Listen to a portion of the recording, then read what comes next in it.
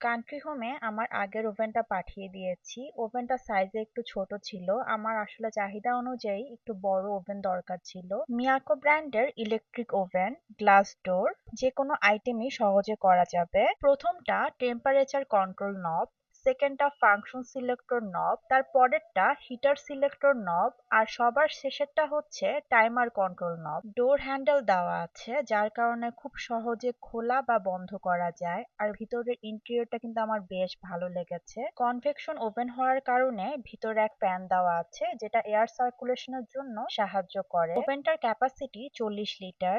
আমার আগের ওভেনটা সাইজে একটু ছোট ছিল, তাই এই জায়গাটায় রাখতে একটু সমস্যা হচ্ছে। উপরের বোর্ডটা চেঞ্জ করে নিতে হবে। অ্যাক্সেসরিজ হিসেবে ছিল ট্রে হ্যান্ডেল টুল, একটা ওয়্যার র্যাক, দুইটা হ্যান্ড গ্লোভ, একটা রোটিসারি কিট হ্যান্ডেল টুল, একটা রোটিসারি স্কুয়ার, আর ছিল একটা বেকিং ট্রে।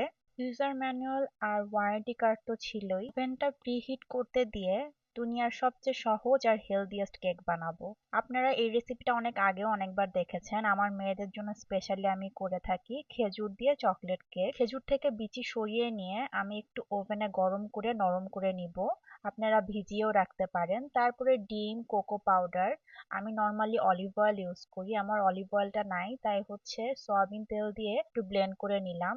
একটা বাটিতে নিয়ে এর মধ্যে শুকনো উপকরণগুলো দিয়ে দিব। 180 ডিগ্রি প্রিহিটেড ওভেনে 35 মিনিটের জন্য বেক করে নিব। তো আজ এই পর্যন্তই। আল্লাহ হাফেজ।